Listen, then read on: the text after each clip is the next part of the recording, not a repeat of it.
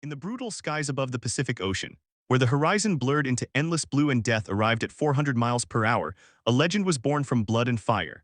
Japanese pilots, veterans of 1,000 aerial battles, men who had carved their names into history over Pearl Harbor, the Philippines, and countless island chains, gazed upon a new American fighter with contempt and laughter.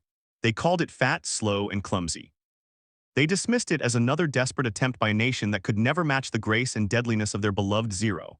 These elite warriors, whose skill had terrorized the Pacific for years, could not imagine that this ungainly machine would become their executioner. They could not foresee that within months their invincible squadrons would be shattered, their aces falling from the sky like burning stars and their dominance crushed forever. This is the story of the Grumman F6F Hellcat, the warplane that was mocked, underestimated, and ridiculed until it systematically hunted down and destroyed the most feared fighter pilots in the world. This is the story of how American engineering, determination, and the blood of countless young men turned contempt into terror and transformed the Pacific War from a Japanese triumph into an American victory written in smoke and wreckage across 10,000 miles of ocean. When the Second World War exploded across the Pacific in December 1941, the Japanese Navy flew what many considered the finest fighter aircraft in the world. The Mitsubishi A6M Zero possessed a combination of range, maneuverability, and climbing ability that stunned Allied forces. This lightweight masterpiece could outmaneuver anything the Americans, British, or Dutch could throw into the sky. Its pilots were not merely skilled. They were the product of years of intensive training and real combat experience gained in the skies over China. These men represented the elite of Japanese naval aviation, warriors who had practiced their deadly craft until flying became as natural as breathing. The Zero's reputation grew with each encounter, each dogfight that ended with Allied planes tumbling toward the earth in flames. American pilots who survived encounters with the Zero returned with tales that bordered on myth, describing an aircraft that could turn inside anything, climb faster than seemed possible, and strike from angles that defied conventional fighter tactics. The psychological impact proved almost as devastating as the physical destruction. Allied airmen entered combat knowing they faced not just a superior machine, but pilots who wielded that machine with terrifying expertise. The early months of the Pacific War became a showcase for Japanese aerial supremacy. Over the Philippines, Malaya, the Dutch East Indies, and throughout the island chains of the South Pacific, Zero squadrons carved through Allied air forces with shocking efficiency. American pilots flying obsolete Brewster Buffaloes and even the supposedly modern Grumman F4F Wildcats found themselves outclassed in nearly every category except diving speed and armored protection. The Japanese tactical doctrine emphasized individual skill and aggressive pursuit, with Zero pilots pressing home attacks with a ferocity that left little room for Allied response. Battle after battle confirmed what Japanese aviators already believed. They were the masters of the Pacific skies and no American aircraft could challenge their dominance. This confidence, built on genuine achievement and tactical success, would soon transform into something more dangerous: arrogance. The veteran pilots who had fought since the war's opening days began to view American resistance as futile, American aircraft as inferior, and American pilots as poorly trained amateurs who would never match Japanese skill no matter what machines they flew. This mindset, forged in the fires of victory, would blind them to the revolution approaching from American factories and design bureaus. The disaster of early Pacific combat sent shockwaves through American military and industrial circles. The realization that Japan possessed fighter aircraft superior to anything in the American inventory created an urgent crisis that demanded immediate solutions. The Grumman F4F Wildcat, the Navy's primary carrier-based fighter, had proven capable of surviving combat with Zeros through aggressive tactics, teamwork, and superior armor protection, but it could not match the Zero in the turning fight that defined aerial combat. American pilots developed the thatch weave, a defensive tactic where pairs of fighters covered each other against attacking Zeros, but tactics alone could not overcome the fundamental performance gap. Young American aviators were dying in burning cockpits because their machines could not climb fast enough, turn tight enough, or accelerate quickly enough to survive against Japanese veterans. The Navy needed a new fighter, and it needed that fighter immediately. The problem was that designing, testing, and producing a completely new aircraft typically required years, and the Pacific War was being lost in months. American carrier forces had been devastated at Pearl Harbor, and while the battles of Coral Sea and Midway had blunted Japanese expansion, the fundamental imbalance in fighter performance remained a deadly threat to every naval operation. Grumman Aircraft Engineering Corporation had already begun work on a successor to the Wildcat even before Pearl Harbor, recognizing that the F4F represented a transitional design rather than a final solution. The company's designers studied combat reports from Europe and early Pacific encounters, analyzing what made the Zero so effective and what weaknesses it might possess. They learned that the Zero's incredible performance came at a cost. Light construction meant poor protection for pilot and fuel tanks, and the aircraft's structure could not withstand the stresses of high-speed combat or sustained damage. American fighters, by contrast, featured self-sealing fuel tanks, armored cockpits, and robust construction that allowed them to absorb punishment and bring their pilots home. The challenge facing Grumman's engineers was clear but daunting. Create a fighter that matched or exceeded the Zero's performance while maintaining American standards for protection and firepower. The aircraft needed to climb faster, turn tighter, and fly farther than the Wildcat while carrying heavier armament and armor. It needed to be simple enough for rapid mass production, yet sophisticated enough to give American pilots a genuine advantage. Most critically, it needed to be ready for combat within months, not years, because every day of delay meant more American pilots facing superior Japanese fighters with inadequate tools. The Grumman design team, led by engineers who understood both the theoretical principles of aerodynamics and the practical realities of naval aviation, approached the challenge with focused intensity. They chose the most powerful engine available, the Pratt & Whitney R2800 Double Wasp, a massive radial engine producing 2,000 horsepower that dwarfed the engines powering earlier American fighters. This engine became the heart of the new aircraft, providing the raw power needed to overcome the weight of armor, ammunition, and fuel while still delivering performance that could challenge the Zero.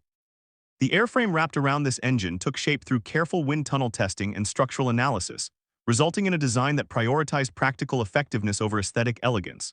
The F6F Hellcat emerged as a large, sturdy fighter with wings that folded for carrier storage, a wide landing gear that made carrier operations safer, and a cockpit positioned high on the fuselage to give pilots excellent visibility. It looked nothing like the sleek, graceful Zero. Where the Japanese fighter appeared delicate and refined, the Hellcat seemed brutish and workmanlike, a machine built for industrial warfare rather than aerial artistry. This appearance would contribute to the initial Japanese dismissal of the aircraft, but every aspect of the Hellcat's design served a specific combat purpose proven through analysis of actual fighting. The Hellcat's armament centered on 6 Browning 50 caliber machine guns mounted in the wings, providing devastating firepower that could shred enemy aircraft with short bursts. These weapons fired armor-piercing incendiary rounds that could punch through aircraft structures and ignite fuel tanks, giving American pilots the ability to destroy enemy aircraft quickly rather than requiring prolonged engagements. The cockpit featured armor plate behind the pilot's seat and bulletproof glass in the windscreen, protection that had saved countless Wildcat pilots and would prove equally valuable in the Hellcat. Self-sealing fuel tanks meant that hits from Japanese weapons would not automatically result in catastrophic fires, giving American pilots a chance to survive damage that would doom a Zero. The entire aircraft was engineered for ease of maintenance and repair aboard carriers, where space was limited and mechanics worked under demanding conditions. Grumman incorporated lessons from early carrier operations, designing access panels that maintenance crews could open quickly, using standardized components wherever possible, and building redundancy into critical systems. The result was an aircraft that could sustain high operational tempo, remain in service despite battle damage, and be repaired by carrier crews without requiring extensive specialized equipment or facilities. The F6F Hellcat entered combat in August 1943 during operations against Marcus Island, where Navy squadrons flying the new fighter encountered Japanese aircraft for the first time. These initial engagements proved successful, with Hellcats demonstrating good performance and scoring kills against Japanese fighters and bombers, but the encounters were relatively small and did not immediately reveal the aircraft's full potential. Japanese intelligence officers and experienced pilots received reports of the new American fighter with interest but not alarm. They noted that the Hellcat appeared larger and heavier than the Wildcat, observations that reinforced their existing assumptions about American aircraft design. To Japanese eyes, American fighters were always too heavy, too reliant on engine power rather than aerodynamic refinement, and flown by pilots who lacked the spiritual dedication and training that made Japanese aviators superior. The initial combat reports suggested that the Hellcat was simply another incremental improvement, nothing that fundamentally changed the tactical situation. Japanese veteran pilots, men who had survived years of combat and accumulated dozens of victories, dismissed the Hellcat as they had dismissed other American aircraft. They recognized that it might be faster in a dive and better protected, but they remained confident that in the turning fight, where they believed air combat was truly decided, their Zeros would still reign supreme.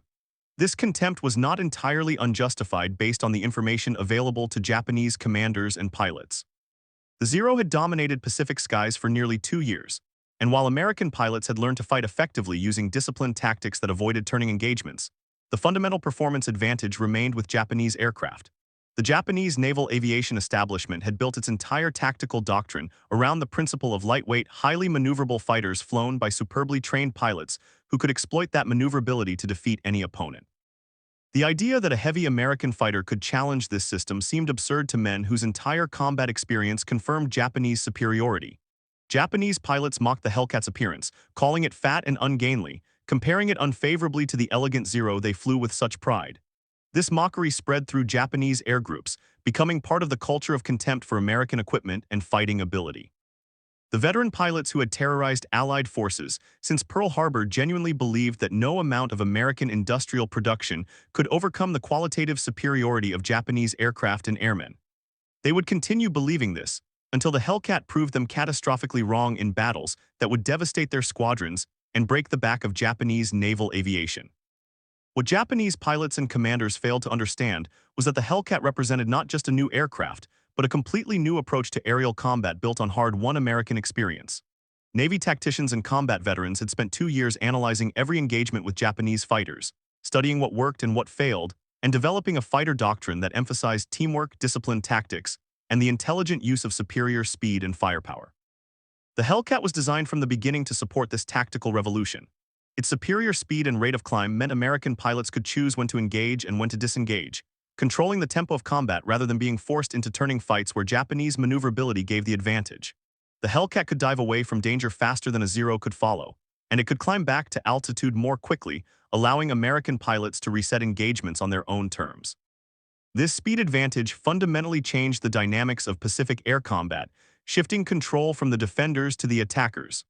American fighter doctrine evolved to exploit these capabilities through tactics that would have been impossible in earlier aircraft. The basic fighting unit became the division of 4 aircraft operating as 2 pairs, with each pair supporting the other through coordinated maneuvers that made it nearly impossible for enemy fighters to attack one aircraft without exposing themselves to fire from another. American pilots trained extensively in these mutual support tactics, learning to fight as teams rather than as individuals. When Hellcat divisions encountered Japanese fighters, they did not accept turning engagements on Japanese terms.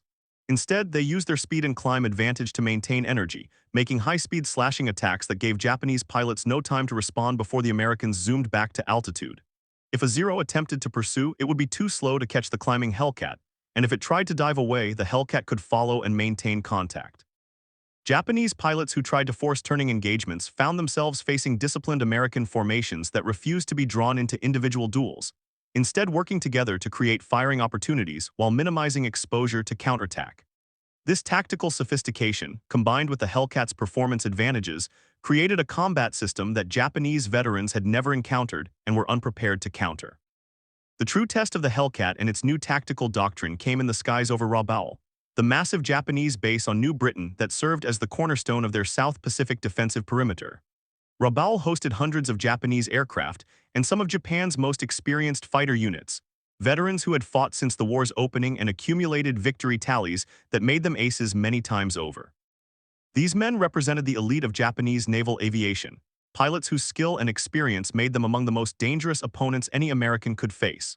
When American carrier task forces began operations against Rabaul in November 1943, Japanese commanders were confident their veteran squadrons would inflict devastating losses on the attacking Americans, just as they had done to previous Allied raids. The Japanese launched massive fighter responses, sending dozens of Zeros flown by their best pilots to intercept the American strikes. What followed shocked the Japanese to their core and marked the beginning of the end for their aerial dominance. Hellcat squadrons tore into the Japanese formations with a combination of superior performance, disciplined tactics, and aggressive execution that the Japanese veterans could not counter. The battles over Rabaul became a slaughter that horrified Japanese commanders as reports came in of devastating losses. American Hellcat pilots, many of them relative novices compared to the Japanese veterans they faced, systematically shot down Zero after Zero using tactics that exploited every advantage their aircraft provided. Japanese pilots who attempted to turn with the Hellcats found that while the Zero could still turn more tightly, the Americans refused to engage in sustained turning fights, instead using their superior speed to disengage and reset before making another high-speed attack. The Zero's lack of armor and self-sealing tanks meant that the Hellcat's heavy machine gun fire often resulted in catastrophic damage from short bursts, with Japanese aircraft exploding or burning after taking hits that a Hellcat would have survived. Japanese veterans who had never known defeat suddenly found themselves fighting for their lives against an opponent who controlled every aspect of the engagement. The psychological impact proved devastating. Pilots who had entered combat with absolute confidence in their superiority now faced an American fighter that could outperform them in every category except turn radius, and American pilots who knew how to negate even that single advantage. The mockery and contempt that had characterized Japanese attitudes toward American fighters evaporated in the face of mounting casualties that threatened to destroy their veteran squadrons entirely. The absolute destruction of Japanese naval aviation reached its climax during the Battle of the Philippine Sea in June 1944, an engagement that would be remembered by American pilots as the Great Marianas Turkey Shoot. Japanese naval commanders, desperate to stop the American advance toward the Philippine archipelago, committed their carrier forces to a decisive battle that they hoped would reverse the tide of the Pacific War. The Japanese plan relied on launching massive strikes from carriers positioned at extreme range, allowing their aircraft to attack American ships and then land at bases in the Marianas to refuel and rearm before returning. This approach would exploit the Zero's superior range while keeping Japanese carriers outside the effective radius of American counterattacks. Japanese commanders believed that their pilots, despite recent losses, could still achieve victory through aggression and numerical advantage. They were about to learn how completely the balance of aerial power had shifted. The Japanese launched hundreds of aircraft in waves designed to overwhelm American defenses through sheer numbers, expecting that even if losses were heavy, enough aircraft would break through to cripple the American carrier force. Instead, they sent their pilots into a killing zone where American carrier fighters waited with radar warning, fighter direction that guided them to optimal intercept positions, and Hellcats that were simply better aircraft flown by increasingly experienced pilots. The aerial battles that erupted as Japanese strike waves approached the American fleet became one of the most lopsided victories in the history of aerial warfare. Hellcat squadrons intercepted the Japanese formations at altitude and proceeded to methodically destroy them, shooting down aircraft after aircraft in running battles that stretched across hundreds of miles of ocean. Japanese pilots who had trained for months found themselves facing Americans who had been in combat for a year or more, men who knew their aircraft intimately and who executed their tactics with precision born of constant practice. The Japanese formations fell apart under the relentless American attacks, with strike aircraft going down in flames before they could even approach the American fleet. The Zero escorts that were supposed to protect them were shot out of the sky by Hellcats that could outclimb them, outrun them, and outgun them. American pilots who had once feared Japanese fighters now hunted them with confidence bordering on eagerness, knowing that their aircraft and tactics gave them overwhelming advantage. By the end of the day, the Japanese had lost more than 300 aircraft and most of the aircrews who flew them. American losses numbered fewer than 30 aircraft. The magnitude of the defeat was so extreme that it effectively ended the Japanese carrier force as a meaningful military threat. The veteran pilots who had mocked the Hellcat were almost all dead, shot down by the same aircraft they had dismissed as inferior. As combat experience accumulated and intelligence officers analyzed the results of hundreds of engagements, the full extent of the Hellcat's technical superiority over the Zero became undeniable even to Japanese commanders who had long denied American capabilities.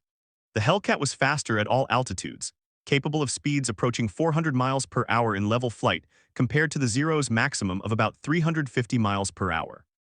This speed advantage meant American pilots could always choose whether to fight or flee, giving them tactical control over every engagement. The Hellcat's rate of climb exceeded the Zero's, allowing American fighters to reach altitude faster and to zoom up after diving attacks more effectively than Japanese fighters could pursue. The R-2800 engine provided so much power that Hellcat pilots could sustain climbs and high-speed maneuvers that would have stalled other fighters, giving them options in combat that were simply unavailable to their opponents. The American fighter's roll rate, the speed at which it could rotate around its longitudinal axis, was excellent, allowing rapid changes of direction that helped in both offensive and defensive situations. Only in sustained turn radius did the Zero maintain an advantage, and American tactics had evolved specifically to avoid situations where that advantage mattered. The combat durability that Grumman had built into the Hellcat proved decisive in actual fighting, allowing American pilots to survive encounters that would have killed them in less robust aircraft. Japanese pilots reported emptying their ammunition into Hellcats and watching the American fighters fly away trailing smoke but still airborne, still fighting and often still shooting. The armor protection meant that hits that would have killed a Zero pilot simply bounced off the Hellcat's cockpit, and the self-sealing fuel tanks meant that the catastrophic fires that consumed so many Japanese aircraft were relatively rare in American fighters. Hellcats returned to carriers with dozens of bullet holes, with cylinders shot out of their engines, with control surfaces damaged, and they still landed safely. The pilots who walked away from those damaged aircraft went back into combat days or even hours later, accumulating experience that made them steadily more effective. Japanese pilots who survived being shot down over water almost never returned to combat, and even those who made it back to base often lacked aircraft to fly as Japanese industrial production failed to keep pace with losses. The cumulative effect of American durability versus Japanese fragility meant that even when individual engagement results were close, the overall trend favored American forces more strongly with every battle. As American forces advanced across the Pacific through 1944 and into 1945, the Hellcat's domination expanded from carrier operations to land-based combat, where Marine and Navy squadrons flying from captured islands maintained constant pressure on retreating Japanese forces. The aircraft's long range and reliability made it ideal for extended patrols and bomber escort missions, roles where the Zero's light construction and minimal protection became fatal vulnerabilities. American Hellcats ranged across the Pacific, hunting Japanese aircraft wherever they could be found and destroying them with a ruthless efficiency that ground down Japanese air power through sheer attrition. Japanese commanders watched helplessly as their dwindling numbers of trained pilots and serviceable aircraft were systematically eliminated by an American war machine that could replace every loss 10 times over, while the Japanese struggled to replace losses at all. The tactical situation had reversed completely from the war's opening. Japanese pilots now entered combat knowing they faced superior aircraft flown by confident, well-trained Americans who had every advantage except perhaps individual desperation. The psychological edge that had once belonged to Japan now rested firmly with the United States, and that psychological shift manifested in combat results that grew steadily more one-sided. The famous ace pilots who had terrorized Allied forces in the early war were mostly dead, shot down by Hellcats flown by Americans whose names would never be as well known, but who had collectively achieved something more significant than individual glory. They had systematically destroyed the most effective fighter force in the Pacific and replaced it with American dominance so complete that Japanese aircraft could barely contest the skies over their own territory. The few veteran Japanese pilots who remained found themselves trying to train replacement pilots with minimal experience, inadequate fuel for training flights, and the knowledge that their students would likely die in their first combat encounters. Japanese tactical doctrine, which had emphasized individual skill and aggressive pursuit, collapsed under the weight of these realities. American fighter sweeps over Japanese bases became routine, with Hellcats strafing parked aircraft, shooting down anything that attempted to take off, and establishing air superiority so complete that Japanese forces operated only at night or in terrible weather when American fighters were less likely to be airborne. The mockery that Japanese pilots had directed at the Hellcat in 1943 seemed like a sick joke by 1945, a reminder of how completely they had misunderstood the nature of the conflict they were fighting. Behind the cold statistics of kills and losses, behind the technical specifications and tactical analyses, lay the human reality of young men fighting and dying in machines that climbed toward heaven before plunging toward the ocean in flames. American Hellcat pilots were not superhuman warriors. They were teenagers and young men in their 20s, farm boys and city kids who had volunteered or been drafted, and then trained to fly the most sophisticated machines of their era into combat against enemy pilots trying to kill them. They experienced terror during their first missions, confusion during chaotic dogfights where aircraft wheeled and dove through three-dimensional space at speeds that gave them seconds to make life or death decisions, and grief when squadron mates they had laughed with that morning failed to return that afternoon. The Hellcat gave them a better chance of survival than earlier aircraft would have, but it could not make them invulnerable. American pilots still died when they made mistakes, when they were outnumbered and overwhelmed, when mechanical failures struck at the worst possible moment, or when simple bad luck put them in the wrong place at the wrong time. The difference was that American pilots had a chance, and their Japanese opponents increasingly did not.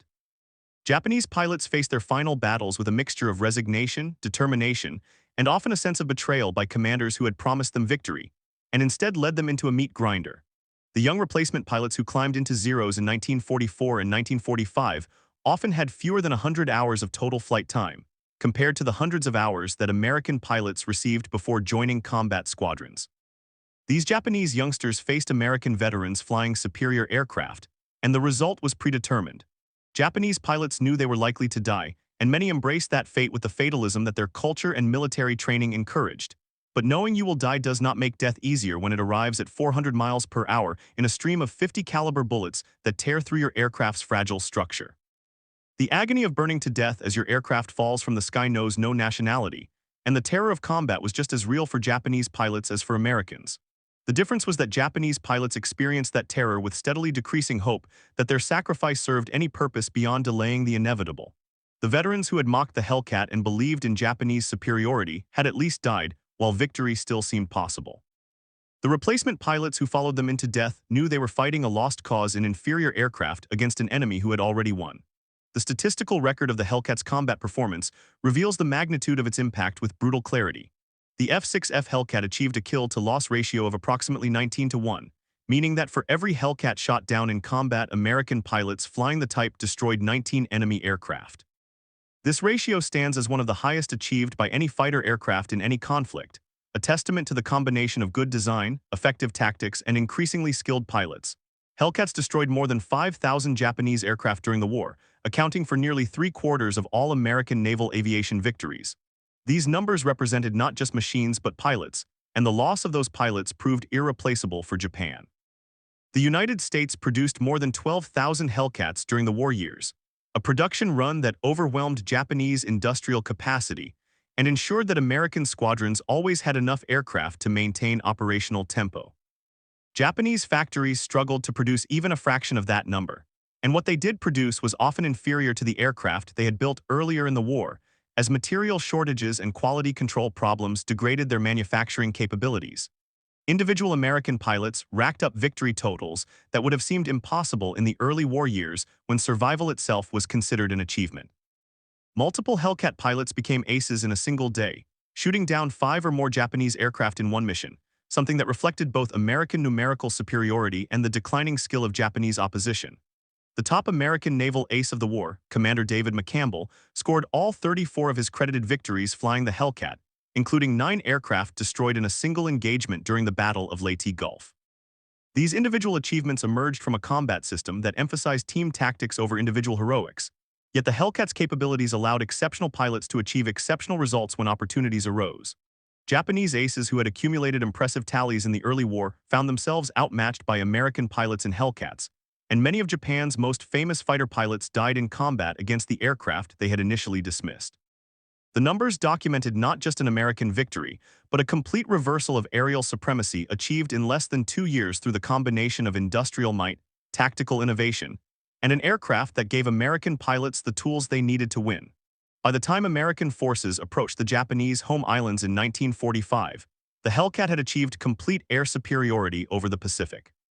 Japanese air defenses had been reduced to desperate kamikaze attacks that sacrificed pilots in suicide dives against American ships, a tactic born of recognition that conventional aerial combat against American fighters was simply impossible with the aircraft and pilots Japan had left. Hellcats flew combat air patrols over the invasion fleets, intercepting and destroying kamikaze attackers before they could reach their targets, serving as the last line of defense against enemy aircraft that sought only to crash into American vessels. The kamikaze phenomenon represented in some ways the ultimate admission of Japanese defeat in fighter versus fighter combat. Unable to win dogfights against Hellcats, unable to train pilots with sufficient skill to survive even a single mission, Japanese commanders turned their pilots into guided missiles, trading certainty of death for a chance of taking Americans with them. Hellcats shot down hundreds of kamikaze aircraft, though some inevitably broke through the defensive screens to crash into ships in explosions of fire and twisted metal. American pilots who fought these desperate final battles felt no satisfaction in shooting down enemy pilots who were essentially committing suicide, but they understood that every kamikaze destroyed in the air was one that could not kill their shipmates below. The Hellcat participated in the final campaigns of the war, flying from carriers that operated within sight of Japan itself during the climactic battles of 1945. American fighters swept over Japanese airfields, destroying aircraft on the ground and shooting down anything that attempted to take off, establishing a dominance so complete that Japanese aircraft could barely operate in their own airspace. The mockery that Japanese pilots had directed at the Hellcat seemed like ancient history, a memory from a different war when Japanese forces had still believed victory was possible. The reality of 1945 was American Hellcats hunting the remnants of Japanese air power to extinction, supporting the naval blockade and bombardment that was strangling Japan into submission, and preparing for an invasion that ultimately proved unnecessary when atomic weapons and Soviet entry into the war forced Japanese surrender.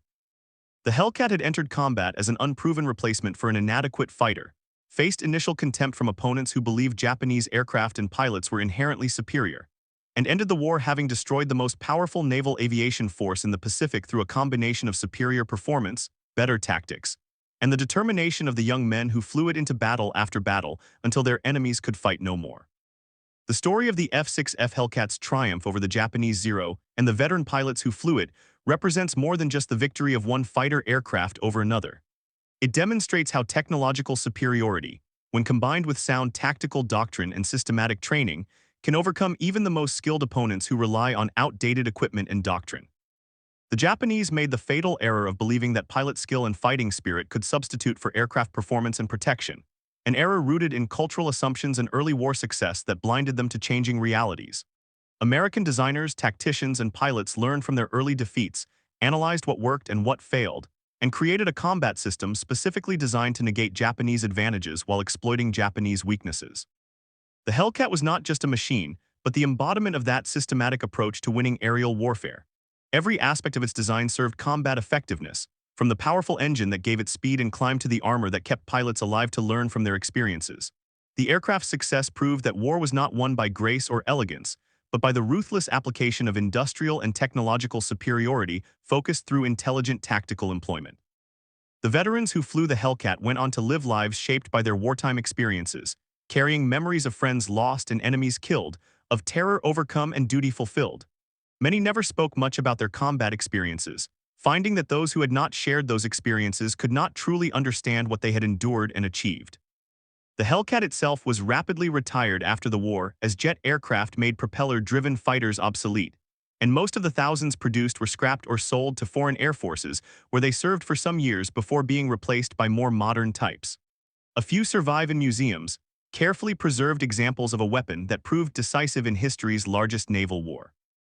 These museum aircraft seem almost small and simple compared to modern fighters, yet they represent a moment when American industry and ingenuity created exactly the right weapon at exactly the right time to defeat an enemy who had seemed invincible. The Japanese pilots who mocked the Hellcat paid for their contempt with their lives, shot down by an aircraft they had underestimated and American pilots they had dismissed as inferior. Their mockery turned to respect and then to terror as the Hellcat demonstrated that superiority in warfare comes not from tradition or spirit, but from better tools wielded by determined men who refused to accept defeat. In the end, the story of how Japanese pilots mocked the F6F Hellcat until it annihilated veteran Zero squadrons teaches a lesson that extends far beyond the specific details of Pacific aerial combat during World War II. It reminds us that contempt for an opponent based on past performance or cultural assumptions is a dangerous delusion that can lead to catastrophic defeat. The Japanese entered the war with genuine advantages in aircraft performance and pilot training, and their early victories were earned through skill and effective equipment. But they failed to recognize that war is a competition where the opponent learns, adapts, and improves, and where industrial capacity can overcome initial tactical superiority. American forces suffered terrible defeats in the early Pacific War, losing battles and losing men, but they learned from every loss and steadily created the systems and equipment needed to turn the tide.